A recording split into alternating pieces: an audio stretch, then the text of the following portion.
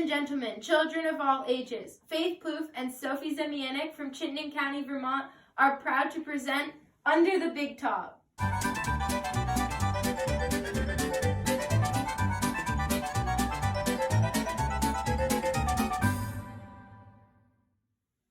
For centuries, horses have played a large role in the circus. In 1768, Philip Astley started a riding school in London. Astley was part of the Cavalry 15th Light Dragoons, before being discharged in 1766, and he was a horseman at heart. At his school, Astley trained individuals to ride and perform tricks on horseback. They performed in front of many people, and during the summer months, they traveled abroad.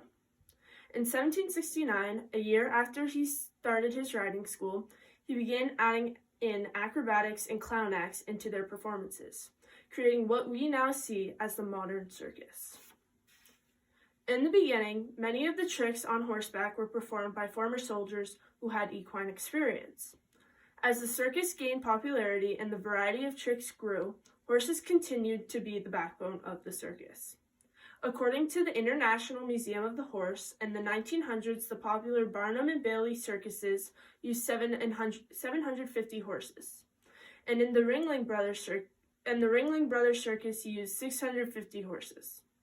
Horses were not only used as part of the act, but also for labor.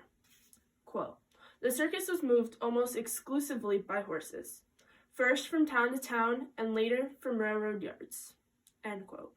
Traveling from city to city to perform is an important part of the circus, and moving by horse made it much more affordable in the 19th and 20th century when many circuses could not afford to travel by train.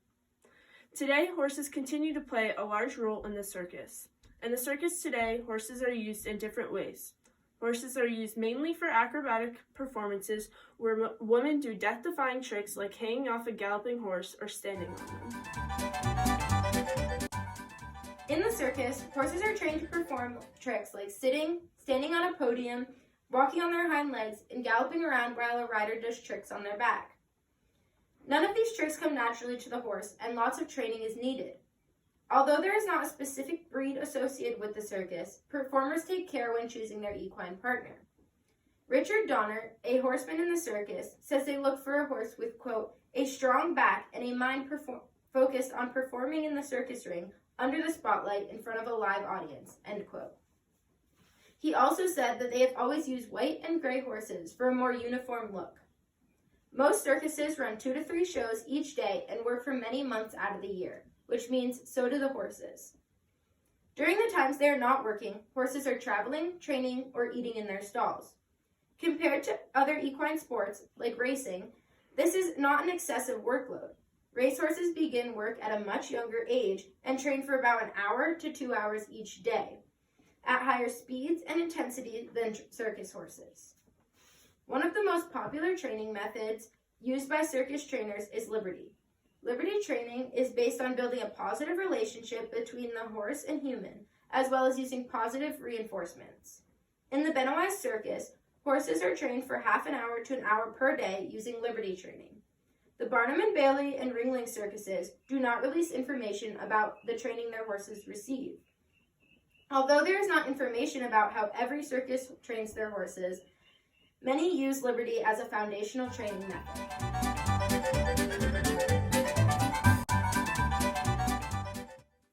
Throughout the years of the circus, there has been lots of controversy about the treatment of animals. People have made arguments on both sides. Some believe that the circus is a cruel and inhumane environment, while others have made arguments about how the horses are treated well and cared for. PETA, the People for Ethical Treatment of Animals, wrote an article about animal abuse in circuses titled "Circuses, the 3 Rings of Abuse." In this article, PETA explains that because circuses travel, the animals are not receiving proper living conditions. Quote, "The animals, most of whom are quite large and naturally active, are forced to spend most of their lives in the camped, barren cages and trailers used to transport them, where they have only enough room to stand and turn around. Because the circus is always moving, there is rarely one vet that they can use. Multiple times, the Ringling Brothers Circus has been charged by the U.S. Department of Agriculture for not having adequate veterinary care. One of these times was in 1999 when a horse collapsed and died in Norfolk, Virginia, and there was no veterinarian on call. In addition to living conditions, there has been lots of talk about the training methods used to teach the horses tricks. The tricks horses perform in the circus are not natural, like sitting down or standing on a podium. Many people argue that they are forced to perform these unnatural maneuvers using fear and pain as a training method. Others argue that there are laws in place to protect the animals. In 1966, the Animal Welfare Act, or the AWA, was passed by the federal government. This act is the only one pertaining to the treatment of animals in the circus. The act states that, quote, no such license shall be issued until the dealer or exhibitor shall have demonstrated that his facilities comply with the standards promulgated by the Secretary pursuant to Section 13 of this Act, end quote. This means that the government will only provide a license to a circus that has passed inspection for the treatment of their animals. However, the Animal Legal and Historical Center at Michigan State University says in a report that the act is not entirely effective because the federal government does not enforce it enough, and the only punishment is a monetary fine. In addition, states are able to make their own laws affecting the treatment of circus animals, and in 23 states, circuses are exempt from the animal cruelty laws, which overrules the purpose of the AWA.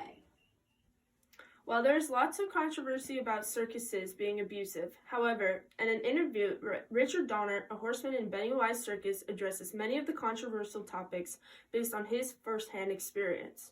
Donner says, quote, we feed them hay and pellets that we produce ourselves, and train them carefully so that they don't get overworked. And we don't force them when training them.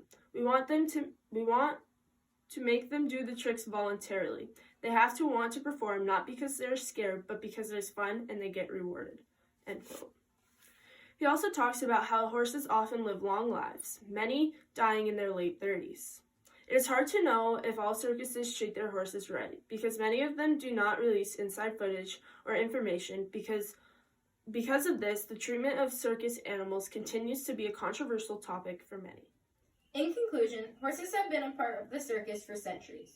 Since the beginning of the horse's circus career, their role has changed some, but they are still a crucial part of the act. They are used for performing tricks and are mainly trained using liberty. There is still lots of controversy about their treatment because of the loose enforcement of the laws protecting them. We hope this has been an entertaining and informative presentation. Thank you.